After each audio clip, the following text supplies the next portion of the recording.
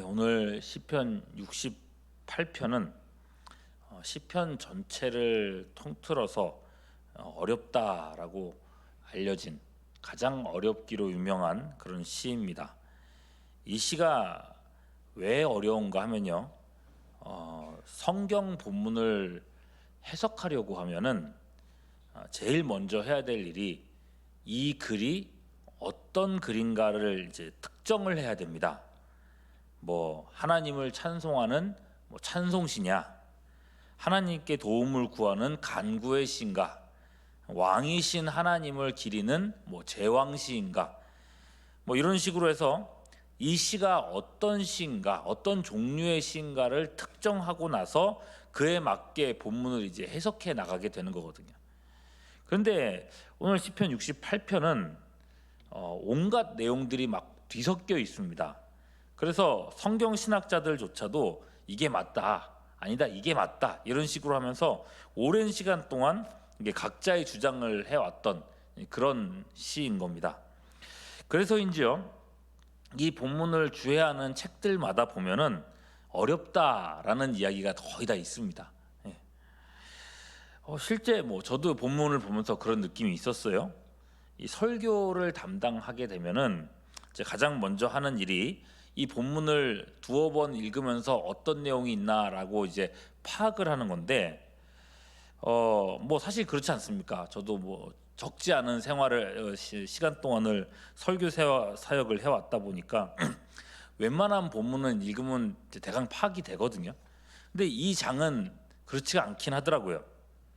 처음에는 이게 간구의 시인가 이렇게 생각을 했는데, 뒤에 보면은 또 찬양시로 바뀌어 있고, 또 나중에 보면은 회상시로 돌변을 했다가 또 시온산이 나오고 그런 거 보면은 성전 관련 시인가, 그렇게 하나의 주제로 이렇게 엮어가기가 쉽지가 않더라고요. 그렇다고 해서 이 새벽에 어렵다, 이 책 어렵다 이런 말로만 끝낼 수는 없는 거고, 이제 여러 학자들의 이제 말들을 토대로 해서 이 68편을 어떻게 이해할지 이제 하나의 예로서 한번 살펴봤으면 좋겠습니다. 우선 68편의 제목을 보시면요, 누구의 시라고 되어 있어요? 다윗의 찬양시, 인도자를 따라 부르는 노래라고 되어 있습니다. 자, 일단 다윗의 시입니다. 그렇다면 여기서는요, 이제 시를 이해하기 위해서 그럼 다윗이 어떤 상황이 있었는가, 다윗의 이렇게 살아왔던 이야기들을 복기해 보게 되거든요. 다윗의 경험 중에서 어떤 내용을 시로 쓴 게 아닐까, 이렇게 생각을 하게 되는 겁니다. 그런데 막상 이제 첫 절, 우리가 읽었었던 첫 절 내용으로 들어가 보면 다윗 자신의 얘기가 아니에요. 1절이요. 하나님이 일어나시나니 원수들은 흩어지며 주를 미워하는 자들은 주 앞에서 도망하리이다, 이렇게 얘기되어 있는데, 자, 이 구절은요, 다윗이라기보다는 모세 시대의 이야기입니다. 모세 광야 시대에 이스라엘 백성들이 이제 행진을 하려고 하면은, 장막을 다 거두고 행진을 하려고 하면은 먼저 하나님의 언약궤가 3일길을 앞서갑니다. 이스라엘 모든 백성들보다 언약궤가 먼저 3일길을 앞서가서 그들이 어디서 거쳐야 되는지 그 거쳐야 할 곳을 찾았다라고 하거든요. 민수기 10장 33절이에요. 그들이 여호와의 산에서 떠나 3일길을 갈 때에 여호와의 언약궤가 그 3일길에 앞서가며 그들의 쉴 곳을 찾았다고 했어요. 어떤 그림인지 아시겠죠?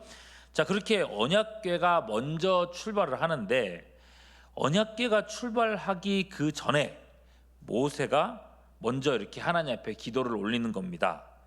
그 기도문의 내용이 우리가 오늘 1절에서 읽었던 그 말씀하고 일치하는 거예요. 여러분들은 이제 읽으셨던 1절 말씀을 눈으로 보시면서 제가 민수기 10장 35절을 읽어드릴 테니까 비교해 보십시오. 민수기 10장 35절. 궤가 떠날 때에는 모세가 말하되 여호와여 일어나사 주의 대적들을 흩으시고 주를 미워하는 자가 주 앞에서 도망하게 하소서.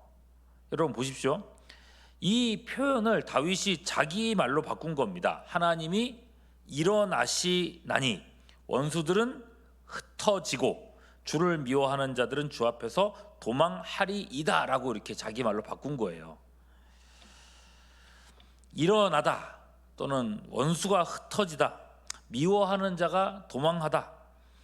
다윗은 여러분 모세의 이야기를 끄집어냈습니다. 특히나 광야 출애굽 때 얘기를 하고 있죠. 그렇게 시작한 내용이 결론으로 가면 이제 어떻게 끝나는가 보면은 이제 그 결론에서 어떻게 끝나는가, 그 흐름을 보면은 이 시가 이런 시겠구나라는 것을 대강 이제 특정할 수 있을 것 같아요. 68장 35절 마지막 절에 보시면은 하나님이여 위엄을 성소에서 나타내시나이다.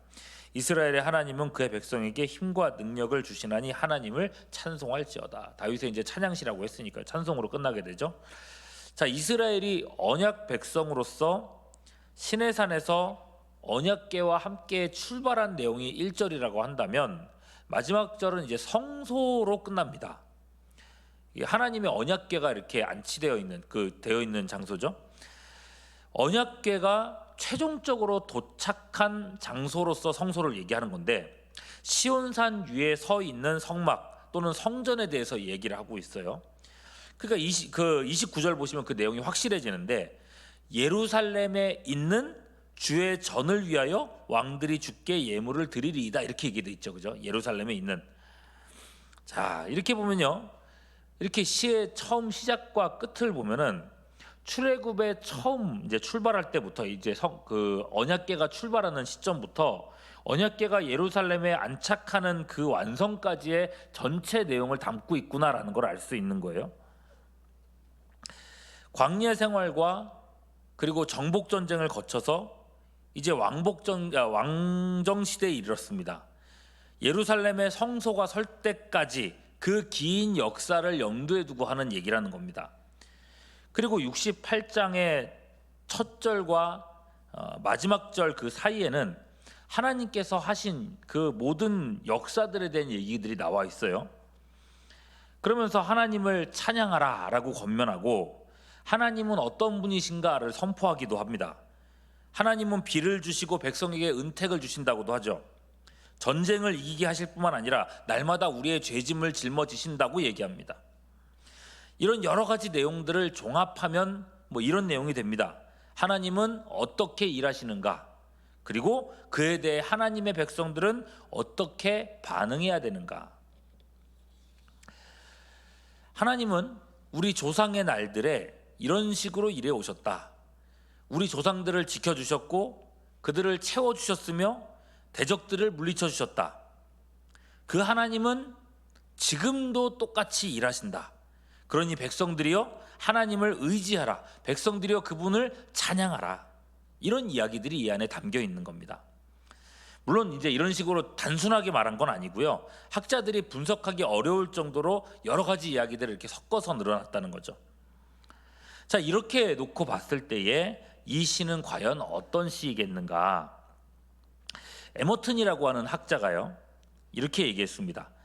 신년 축제 때 왕이 백성들에게 하는 축사가 아니겠느냐, 이렇게 제안을 했어요. 저는 이 정의가 탁월한 접근이라고 생각합니다. 전체 내용들을 봤을 때요. 여러분, 이런 전제를 두고 신년 축제 때 왕이 백성들에게 모아놓고 이렇게 축사를 한다. 이 그림을 다시 한번 그려보시죠. 자, 매해 이제 신년이 되었습니다. 많은 백성들이 다윗이 거처하고 있는 성으로 모여들죠. 왕은 이 모여든 백성들에게 이제 오늘날의 표현으로서는 덕담이라고 할 수도 있겠고, 축사로서 백성들을 이제 격려하게 됩니다. 이스라엘을 격려할 때에, 자, 우리가 이런 얘기들 하잖아요. 우리가 참 우리나라라고 치면은 우리가 6.25를 거쳐서 일제 시대를 거쳐서 6.25를 거쳐서 여러 가지 어려움이 있었지만 이렇게 잘 살게 됐다, 이렇게 얘기하는 것처럼 이스라엘을 격려할 때 출애굽 사건만큼 그들이 자부심을 느끼는 게 없거든요. 그래서 출애굽 이야기부터 꺼내는 겁니다. 백성들이여, 옛날 출애굽 때에 하나님이 그들의 앞길을 친히 인도하시지 않았느냐. 그 사이에 수많은 일들이 있었지만은 오늘날 하나님의 언약궤는 그의 성소에 안장되어 있다. 그렇게 되기까지 하나님은 이스라엘 백성들을 인도하셨고 그 과정에 하나님은 실수하지 않으셨다. 우리를 돌보셨고 우리의 대적들을 물리쳐 오셨다. 그러기에 우리가 지금 존재하고 있다. 이런 얘기를 하는 거예요. 그리고 무엇보다 그 하나님이 옛날의 하나님이 아니라 지금의 하나님이라는 거죠. 오늘 우리도 인도하신다. 그분은 실수하지 않으신다. 그러니 이제 우리 새로운 한 해가 시작되었는데 이 새로운 한 해도 우리 하나님을 의지하자. 그분을 굳건히 따르자. 예배하고 찬양하자. 그렇게 다윗이 백성들을 권면하고 있는 것입니다. 자, 이런 이미지를 머릿속에 그려놓고 68편을 여러분들께서도 읽으신다면 이 말씀들이 생각보다 좀 잘 정리가 되실 거라고 생각이 됩니다. 자, 이렇게 이제 이해하시면 좋을 것 같고요. 시간이 조금 있으니까 우리도 이제 몇 가지만 좀 간단히 살펴보도록 하겠습니다. 자, 1절에서 언약궤가 3일길을 먼저 출발해서 백성의 앞길을 인도했다 그랬어요. 자, 그 하나님이 지금 우리에게도 똑같이 일하고 계신다는 거죠. 우리의 앞길을 예비하시고 거치는 것들을 물리치시며 시온의 대로를 열어주시며 우리가 마땅히 가야 할 곳으로 인도하고 계시는 하나님. 자, 그 하나님이 우리 편이시다. 우리의 길도 인도하신다고 믿는다면 우리가 할 일은 무엇이겠느냐라고 질문해 볼 수 있겠죠. 여러분, 우리가 해야 될 일은 무엇일까요? 하나님이 우리 앞길도 그렇게 인도하고 계신다면 3절입니다. 의인은 어떻게 한다고요? 기뻐하며 하나님 앞에서 뛰놀며 기뻐하고 즐거워할지어다. 그냥 기뻐하는 게 아니라 어떻게 기뻐하라고 했어요? 뛰놀며 기뻐하라고 했습니다. 뛰놀며 기뻐하는 거 보기도 쉽지가 않겠죠. 4절 하나님께 노래하며 그의 이름을 찬양하라. 또 후반절이요, 그의 이름은 여호와이시니 그 앞에서 뛰놀지어다. 이렇게 얘기하고 있습니다. 하나님이 우리를 도우시는데 뭘 걱정하냐, 그죠? 우리가 진정으로 이 예비하시는 하나님, 우리 앞길을 인도하시는 예비하시는 하나님을 믿는다면 우리는 1년 내내 기뻐하고 찬양하며 감사하는 것이 마땅하다는 얘기입니다. 뭐가 두려우냐는 거예요. 뭐가 걱정이냐는 거죠. 그렇다면 이스라엘 백성 중에서 여러분 가장 걱정하면서 살아야 될 만한 사람은 어떤 부류의 사람들일까요? 고대 사회에서 가장 어렵고 힘들게 살 만한 사람들, 고아와 과부이지 않겠습니까? 하나님은요, 그 가장 밑바닥에 있을 법한 그 고아와 과부까지도 보호하고 지키시는 분이라고 얘기를 하는 거예요. 5절 그의 거룩한 처소에 계신 하나님은 고아의 아버지시며 과부의 재판장이시라. 6절 하나님이 고독한 자들은 가족과 함께 살게 하시며 갇힌 자들은 이끌어내사 형통하게 하시느니라. 이스라엘 사회의 가장 밑바닥에 있는 사람들까지도 하나님은 도우시고 이끄신다는 거예요. 하물며 이스라엘 모든 백성들이야 말할 게 있겠냐는 거죠. 지금까지 이스라엘 백성들이요, 광야에서도 또 정복 전쟁 때에도 사사시대를 지나 왕정시대에 이르기까지 숱한 위기들이 있었습니다. 이제는 끝장났구나라고 생각하는 그런 순간들이 여러 번 있었죠. 그러나 여러분, 결국 그렇게 되지 않았다는 겁니다. 9절 보십시오. 하나님이여 주께서 흡족한 비를 보내사 주의 기업이 곤핍할 때에 주께서 그거를 견고하게 하셨고, 그죠? 그뿐입니까? 이스라엘 주변의 여러 나라들이 이스라엘을 얼마나 괴롭혀 왔습니까? 그러나 백성들이 회개하고 하나님께 도움을 요청하며 간구했을 때에 12절 여러 군대의 왕들이 도망하고 도망하니 집에 있던 여자들도 탈취물을 나누도다. 그렇습니다. 이스라엘 백성들이 간구할 때에 하나님은 언제든지 그들의 도움이 되어 주셨습니다. 17절 하나님의 병거는 천천히요 만만이라 주께서 그 중에 계심이 신의 산 성소에 계심 같도다. 하나님이 우리와 함께 계시고 그 하나님은 우리 편이라는 겁니다. 다만 우리에게 이제 문제는 하나님이 아니라 우리죠. 하나님은 우리 곁에 계시고 하나님은 약속을 지키시고 신실한 분인데 과연 우리가 그 하나님의 호의를 받을 만한 자격이 있느냐라고 묻는다면 사실 그렇지는 않거든요. 우리에게 자격 없지 않습니까? 우리도 죄인이고 똑같은 죄인인데 어떻게 하나님이 우리 같은 죄인들을, 원수 같은 우리들을 감싸시고 심지어 우리에게 복을 줄 수 있겠느냐 묻는다면 그 대답이 19절이죠. 뭡니까? 날마다 우리 짐을 지시는 주 곧 우리의 구원이신 하나님을 찬송할지어다. 우리가 하나님 앞에서 스스로 합당한 사람이라서 하나님이 우리를 도우시는 게 아니에요. 우리 역시도 세상의 모든 이방인들처럼 불신자들처럼 하나님과 원수되고 그분 앞에 쫓겨날 수밖에 없는 죄인들이에요. 그러나 우리의 연약함과 그 죄악을 하나님께서 친히 짊어져 주심으로 우리를 받아주셨다는 겁니다. 어떻게 짊어지셨는가? 독생하신 아들 예수 그리스도께서 우리 죄를 지시고 십자가의 죽으심으로 우리 죄짐을 지셨다는 것입니다. 과거의 죄, 현재의 죄, 미래의 모든 죄까지 사하셨습니다. 그러므로 다윗은 날마다 우리 짐을 지시는 주님이라고 말하고 있어요. 다윗은요, 단지 과거의 출애굽 사건만을 추억하는 게 아니라 미래에 있을 예수 그리스도의 십자가 사건까지 내다보면서 하나님의 구원의 복을, 그 놀라운 은혜들을 노래하고 있는 것입니다. 여러분, 다른 모든 성경과 마찬가지로 시편 68편은 예수님을 믿는 우리 모두에게 해당되는 축복입니다.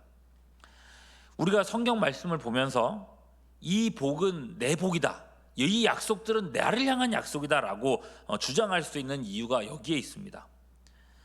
세상의 어떤 일에도 당당하고 자신감을 가질 수 있는 이유, 예수 십자가의 은혜가 우리에게 있기 때문에 그런 거죠.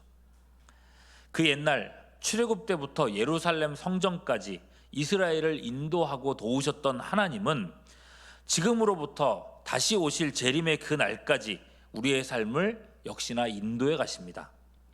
어떤 상황에 놓여 있다 할지라도 우리 앞길을 인도하시는 이 하나님을 의지하며 믿음으로 승리하는 우리 모두가 될 수 있기를 주님의 이름으로 축원합니다. 기도하겠습니다.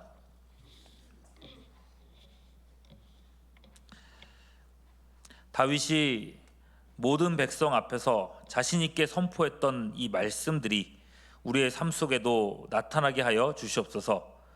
날 위하여 독생하신 아들까지 내어주신 이 하나님을 믿을진대 우리의 믿음이 더욱 담대하게 하시옵고 어떤 일에도 꺾이지 않으며 견디며 이겨내는 우리 모두가 되게 하여 주시옵소서. 온 세상이 다 힘든 이때입니다. 그러나 이런 시기이기 때문에 오히려 하나님의 살아계심을 나타내고 증거하는 우리의 삶이 되도록 인도하여 주시옵소서. 이 아침에도 주님을 의지하옵고 우리 구주 예수 그리스도의 이름으로 기도하옵나이다. 아멘.